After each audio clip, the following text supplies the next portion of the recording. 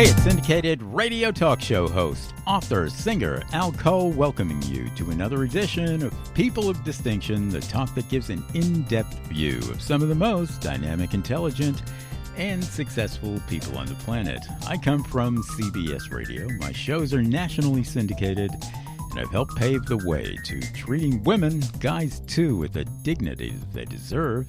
And I do that through my show, People of Distinction, aired on really dignified networks there, including the biggest, airing CBS radio shows. And that's Apple's iTunes Radio Network under their professional news talk division. They air CBS shows, Fox News, NPR, BBC, a whole kit and caboodle there, including C-SPAN. Best talk in the country around the world is on Apple's iTunes Radio Network under News Talk. And coming from CBS Radio, I'm also a media consultant. Yeah, that means I help people to understand what they're getting into once they start interviewing and getting into media experiences, major mass media, digital media, and there's a big difference that way, and essentially how to become entrepreneurial about that. There are people who write books, there are people who have coaching programs, there are people who, are speakers, and there are people who are podcasters, educators, and people in the medical field, and they all want to have their voice heard. Okay, so they get their voice heard, but, they want to also make a profit from that. I teach people how to make a profit from that and to do it intelligently by professional networking, as much as anything else, contact development, things along that line. So if you'll like what I'm talking about, I'm going to give you my email address, and you can email me in a second or a second and a half. I'm going to tell you about some of my alliances here, too. Ariana Huffington, the founder of the great Huffington Post, one of my alliances in her Thrive Global Network. Dee Wallace, the actress who starred in one of the biggest films ever, Steven Spielberg's E.T., the extraterrestrial. Dee played the mother in that film. Airs her shows on my Al Cole Broadcasting Network by way of Apple and other networks too. Getting it around. If you're a podcaster, I can help you out that way with extra visibility for what you do. And I also have my People of Distinction Humanitarian Awards events, national events in New York, Capitol Hill with members of the U.S. Congress, U.S. Congressman Rob Whitman of Virginia, reaching out, hosting the events at the Rayburn House Office Building in D.C., and great events in Florida and also Atlanta. So check me out at peopleofdistinction.org. That's my website, peopleofdistinction.org. And you can email me at alcoholic at gmail.com. You heard me right. That's ALCOLE. HOLIC at gmail.com. And I really want to thank my CBS radio listeners for coming up with that handle, Alcoholic. Seems like from day one, my listeners have been saying, Al, we love what you're doing there, brother. In fact, we're hooked on it. We're alcoholics. And I'm also a New York Times best-selling author with Chicken Soup for the Soul. Chicken Soup for the Soul is distributed by CBS's Simon & Schuster. So we keep it in the family that way. Guy coming up here. Whoa, this guy's helping a lot of families. And particularly millennials who come from families and our human family in general with educational directions. His name is Don Broadwell, and Don was brought to me by a great publishing company, Link Publishing. They bring me a lot of guests, as do a lot of corporate entities out there. I do about 300 interviews per year. So I really feel blessed by all the companies and professional outlets out there that bring me my guests. Link is one of them, urlinkpublishing.com. You can go to check them out for your next book. Don Broadwell has a book that, this is really intriguing stuff here, people. Collaborative Leadership for the Classroom. All right, so we know it has to do with education. We also know that it's collaborative. Now, what that means is it's a partnership. You give a little bit, you take a little bit. You listen to other people. Yeah, in the classroom. Now, that doesn't necessarily mean that the teacher is the boss. Teachers really, they're the leaders. they develop some of the very necessary synergies in education that then create that wonderful educational experience for the students. But the students have to have a voice as well, especially these days. We know that the millennial generation is really the largest generation in the United States right now. The second largest, the baby boomers. And a lot of the baby boomers are the teachers. And they're sometimes the leaders in business. And we have to formulate that collaboration, people. And I know you know it, because I have both listening to my show right now. Baby boomers and millennials and Gen Xers right in between. Everything. But particularly the millennials. They're the ones who are being educated right now, and more particularly, the younger millennials. And we got to give them a voice in the educational experience. Not only do we have to do that because it's the right thing to do, the millennials are they're demanding it. And Don understands this. That's why he wrote his wonderful book, Collaborative Leadership for the Classroom. And it's available on Amazon.com and other areas that Don will explain to you, too, when he starts talking. And you're going to love his talk here. And that's why he was brought to me, to be a guest on People of Distinction, because this guy really knows what he's talking about. And he's going to run down his way, his credentials, too, for writing this book and having you really follow up on it and order it and take it seriously here. Collaborative Leadership for the Classroom. Don, welcome to People of Distinction with Al Cole. It's really a pleasure to have you on today. How are you, Don? I'm fine, Al, and thanks so much for that introduction. It's a pleasure to have you on the other end of the line. Yeah, and it's, we're really going to talk it up here, and I'm not an educator. However, I've sat on a lot of educational committees with the United Way of America, the National Urban League, and others. And I've spoken with hundreds of students out there, starting with the grade school area and going up to middle school and high school and college as well. I've been invited in because of my involvements with the educational committees. And I can tell you, I'm right on board with what you're talking about here. We need collaborative leadership for the classroom, and especially for the millennials coming up. Tell us a little bit about this, what you mean by collaborative leadership. Give us a little bit of your experience there, and framework this book in the way that my listeners can understand it and be gripped by it. Tell us a little bit about this, Don. Sure.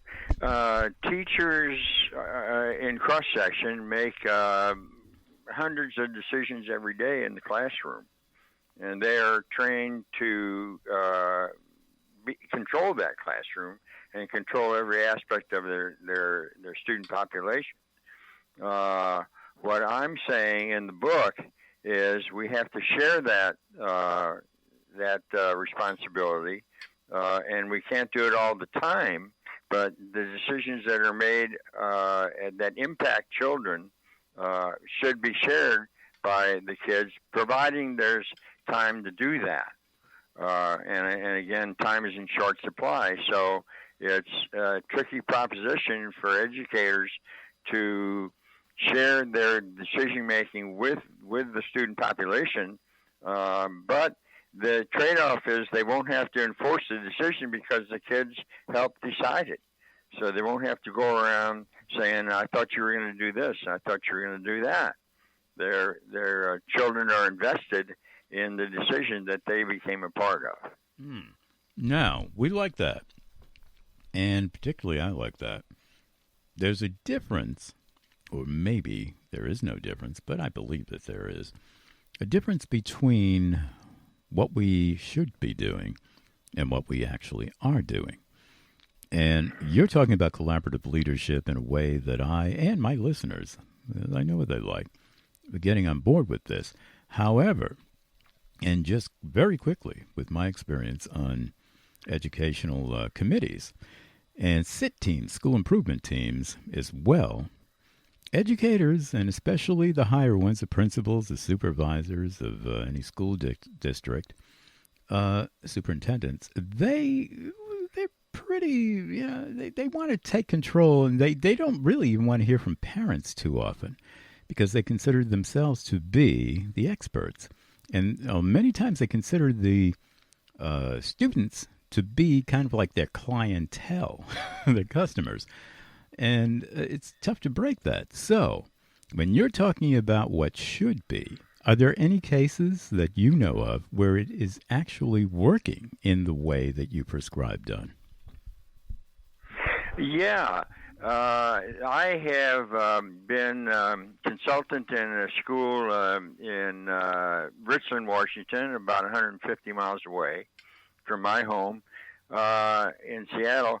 And there were a situation there with children. I shouldn't say children. This was a high school where the students were wearing their caps, and some of the caps were in gang affiliations, and some of them were worn backwards, and some of them were, you understand.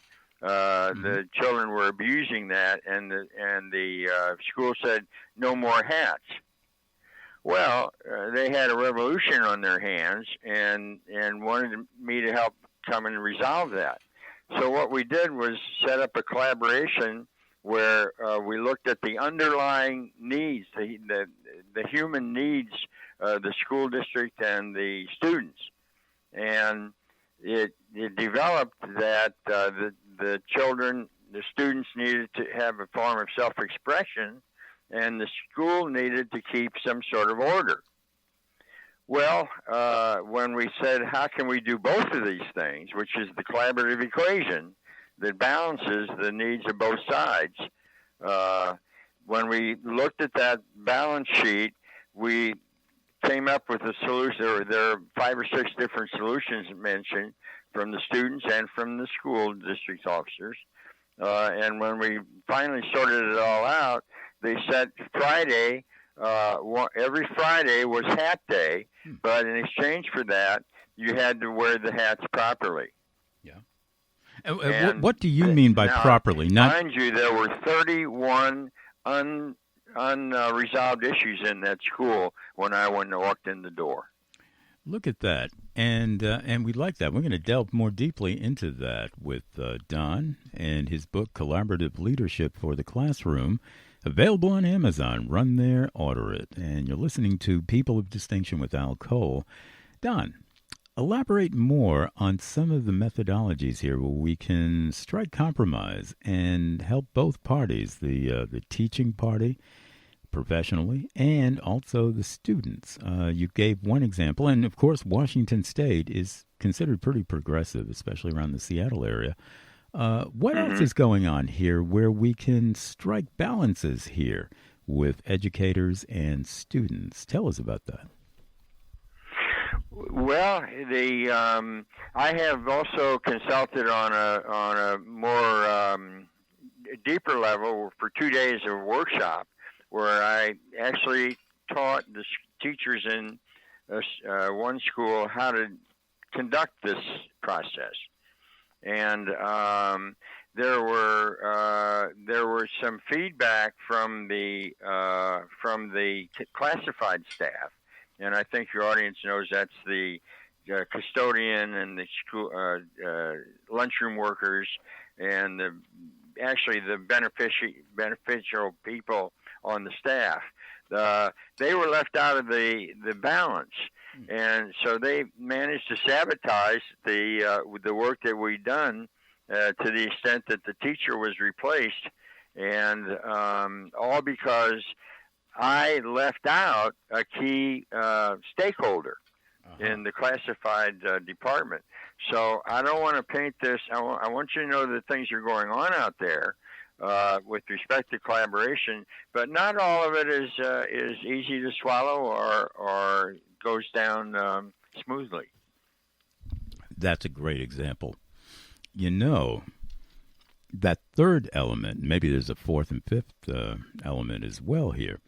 It's not just the students, it's not just the professional educators, but now you're talking about custodians, you're talking about people maybe who are preparing some of the meals, and they, they're part of the educational system ultimately, and they have to be dealt with as well. So you're bringing up something that is very, very vital, important to what the direction is in collaborative leadership. Are there any other elements here outside of, and we'll get really more into millennials particularly as your book gets into it.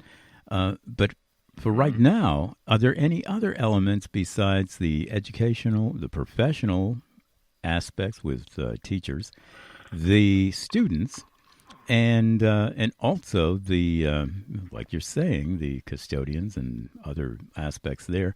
What about parents? Did they factor in here at all?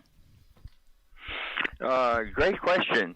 The parents are pretty much observers to what happens. Let me go back a few minutes, Al. Mm-hmm. The overlay with exists in the school, which is a union management relationship, but when we consider the principals and assistant principals. But there's an escape valve here for the teachers, because when I teach over the years, educators or the classroom teachers how to use the collaborative model, they can go back into their room, close the door, and nobody can interfere with that. Parents, professional principals, officials, administrators, nobody can interfere with that, because they have pretty much carte blanche once that door is closed. So they're free to do this. What happens after that when the students go on to the next class and are highly vocal, the next teacher needs to either get on board with the collaborative model or acquiesce to the students somehow, in some way. Mm-hmm.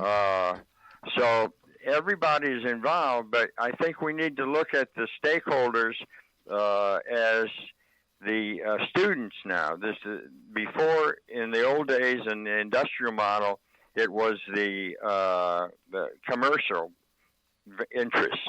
Now it's the students who are the paying the dues and getting the results that they need. And the top-down command and control model simply doesn't work with them. And neither is it in the corporate workplace by degrees.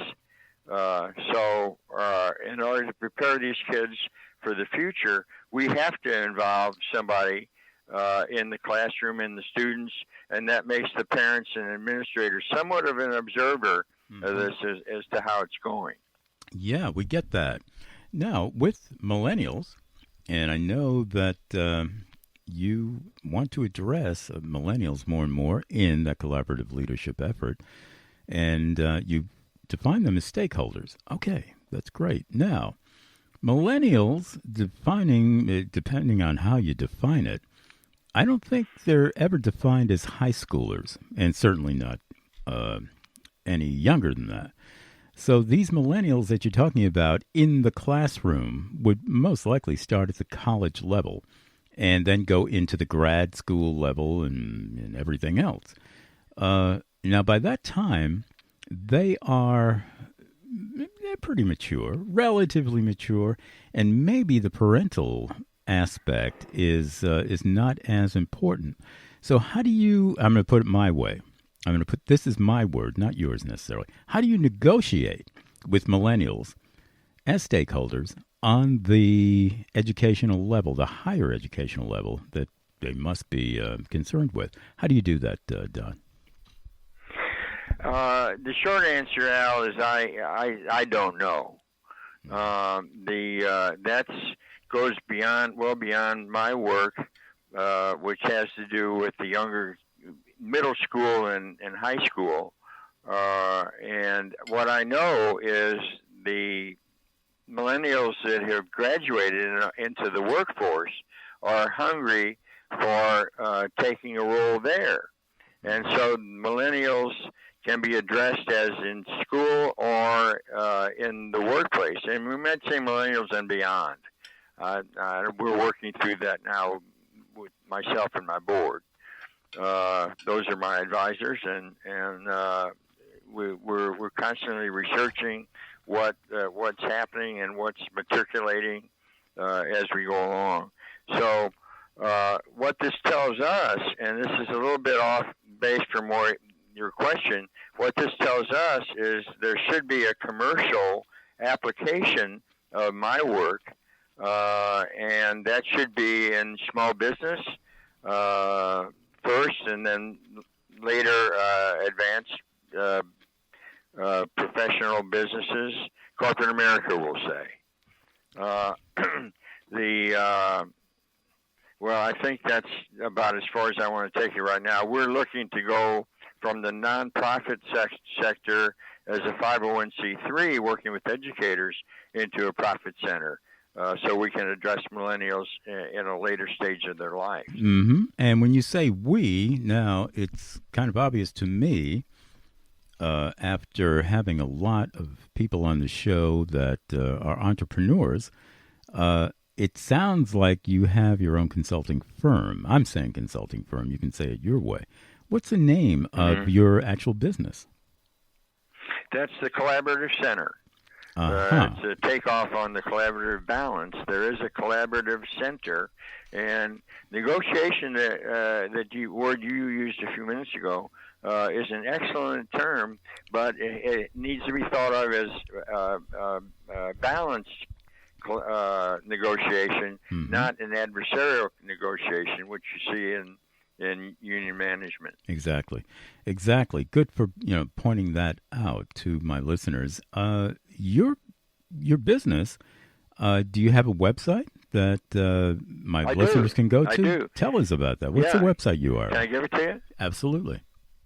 Yeah, it's the-collaborative-center.org. There you go, .org, and soon to be an LLC, as you say. That's your directions. Now, this is good stuff here, and of course, we're always under a time constraint on People of Distinction, so we only have some minutes left, but you pointed out a lot of positive directions that we can take with collaborative leadership.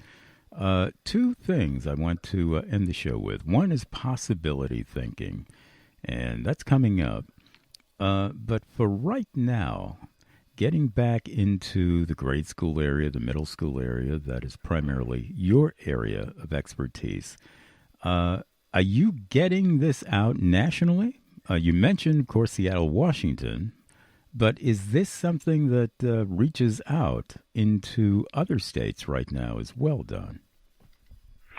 That's what we hope the book will do for us, Al. In Canada, there's the eastern coast of the Maritime Islands in Canada. There is, I know, one school district that's heavily invested in collaborative overlay for the school building, which is evolution that we'd like to be a part of. But at the same time, we have to say we're pretty local. Yep. Okay. Now, two things, people. I want you to order that book, Collaborative Leadership for the Classroom, and Don Broadwell is the author of it. He's on People of Distinction right now. It's available on Amazon, and now I'm going to throw it back into your arena, Don, because you know other areas that they can order that book, and give us those other areas, and also reiterate your business website for people who are interested in investigating that way. Sure. Take them in reverse. The business website is the-collaborative-center.org. And I lost my train of thought, Al. Yeah. I hope you can edit this. No problem. I don't have to. No, my listeners understand. Being human, no problem. Amazon is one place that your book can be ordered, and I think Barnes & Noble, and maybe there's a third or fourth place as well.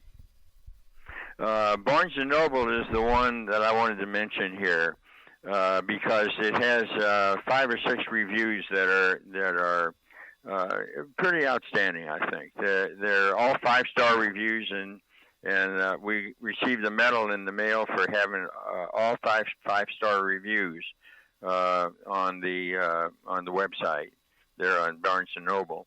So they can listeners can look at those reviews by clicking on the original title under Barnes and Noble, which is Collaborative Leadership for the Classroom and School.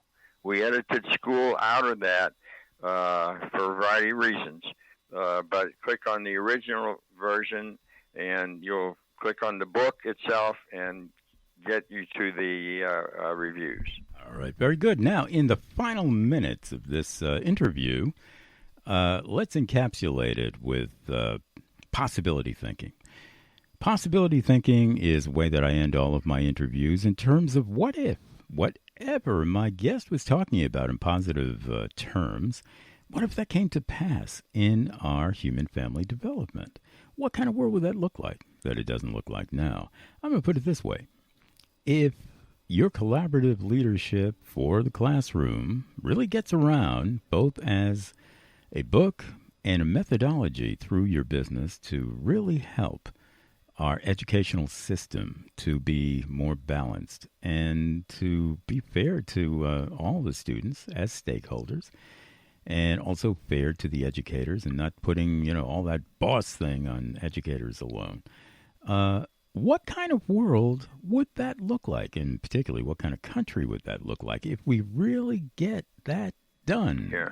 What is that going to look like in our future, Don? That's a great question, Al, and I want to put it in bold relief if I can. I want to say it won't look like Capitol Hill or the U.S. Congress. Right. I'm talking about the highest levels of deliberation in the country. And we need to get away from the enemy being the person with a different idea than yours. So that's going to require a lot of imagination, a lot of entrepreneurship, and just a lot of heart. But I think that starting small with school children, the first thing we do is prepare them for the new workplace where knowledge and information are the commodity. And that has to be, it is being shared right now, even as we speak. There are companies like Google and Facebook and Amazon itself and a whole variety of companies that involve their employees on a sharing basis with their knowledge. No one has all the answers anymore. No leader can be the sage on the stage or what's called in the historic leader. That's relegated to the past. Mm-hmm. So we can start small and grow it. Parents can watch this and say, I see how this works in the classroom. It's made my student a better learner. He's more focused, more conscientious about his work, and he's getting better grades. I see how this works there. Why don't you, Mr. Broadwell, come to my company and help us reach the same level? Mm-hmm. Yeah, we like it on People of Distinction. And I am going to cap off the show with a couple of cents of my own, underscoring the great sense that Don Broadwell, the author of Collaborative Leadership for the Classroom, is making in possibility thinking and has made throughout the show. I'm going to put it in People of Distinction ways, and I always leave this for last here. My own views on education. All right, so I mentioned I've sat on a lot of educational committees, and of course, I have my son who has been through the educational system, and I guided him that way, and I've been blessed with an excellent education. Now, guess what, people? It goes out to you, my listening audience right now. Education is a lifetime process. Too often, we lay too much on young people too soon. And this is me talking. This is not Don necessarily, although he may agree.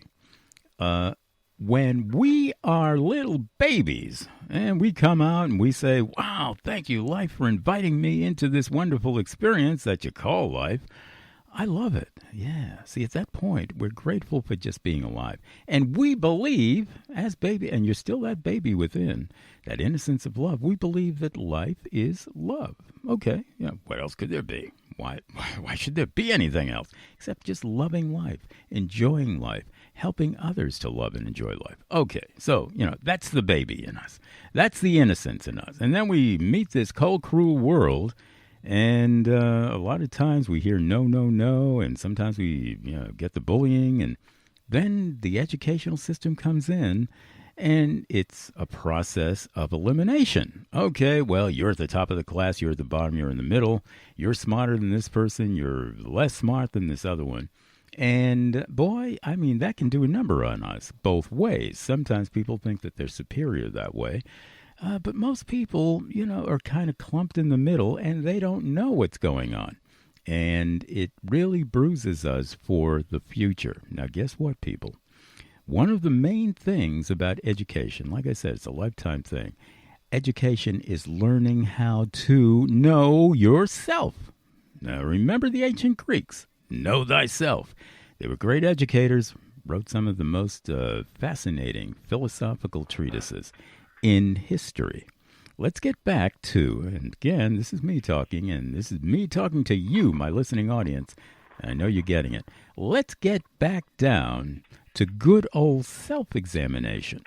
Not to say that education in the objective sense is not important. Not to say that education in the sense of, I'm going to get ahead in this world, make some money, have a good job, all that's important. But boy, there are a lot of people out there making some money, they have a good education, and they still ain't happy. Get it? Because they never learn to stop and examine who they are. So that's an educational process, and maybe we can even bring it into the school system, maybe next year, maybe the year after, at some point in our human development.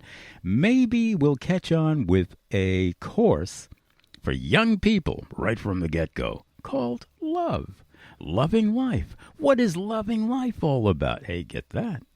And I think that those young people, maybe 5, 6, 7 years old, just out of kindergarten, and that's included in their curriculum, all of a sudden they're going to say, hey, you know what? I kind of like this. I enjoy school now because you're talking my language. You're talking about the things that I like, the things that I love about my life.